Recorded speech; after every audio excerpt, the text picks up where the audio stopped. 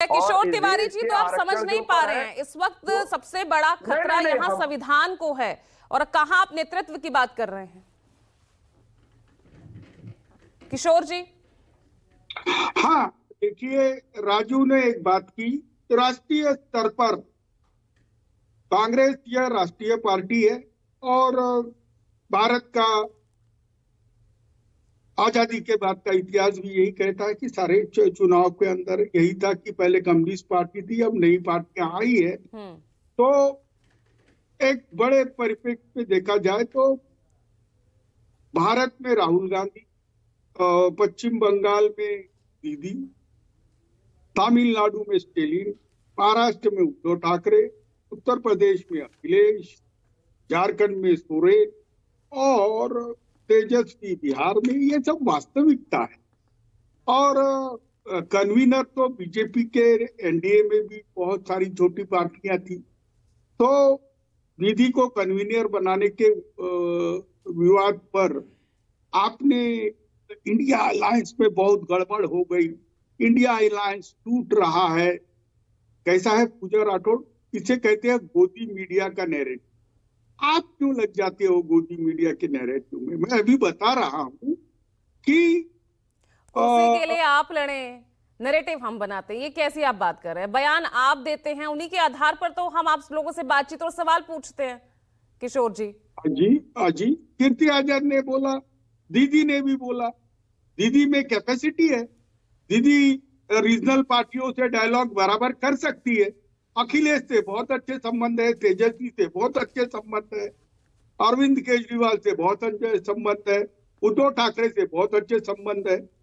लेकिन एक वास्तविकता है तो 22 राज्यों में कांग्रेस चुन के आई है, लेकिन महाराष्ट्र में अभी देखो, लोकसभा में हम उनके साथ रहे, पूरी हमारी शिवसेना उनके साथ रही।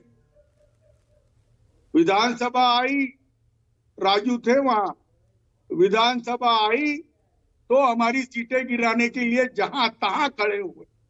कांग्रेस के लोकसभा के चुनाव के दूसरे दिन से ही बोलने लगे कि हमने राज तिलक करना है, राज तिलक करना है। आखिर क्या हुआ? हमें भी गिराया, खुद भी गिर गए। तो आत्मचिंतन होना चाहिए ना, आत्मचिंतन होना चाहिए। कांग्रेस में कई नेता है जो कांग्रेस को ही बोझा हो गए, जिन्हें घर पे बिठाना चाहिए, वो बिठाते नहीं है। अब विपक्ष में डायनामिक लीडरशिप है तो उनको उनकी वैल्यूएशन कांग्रेस ने बराबर करनी चाहिए। और राहुल गांधी ये फ्लेक्सिबल हो गए हैं, एकोमोडेटिव हो गए हैं, तो राहुल गांधी जी ने इनिशिएटिव लेकर कन्वीनर बोलकर दीदी हो या फिर और कोई जो समय दे सके ऐसा नेता हो, उसको देना चाहिए। कन्वीनर रहना इंडिया अलायंस का और राष्ट्रीय स्तर पर 29 के चुनाव में नेता वो जैसे अभी कुछ देर पहले मेरे वरिष्ठ सहयोगी कह रहे थे ना कि success has many fathers and failure has none.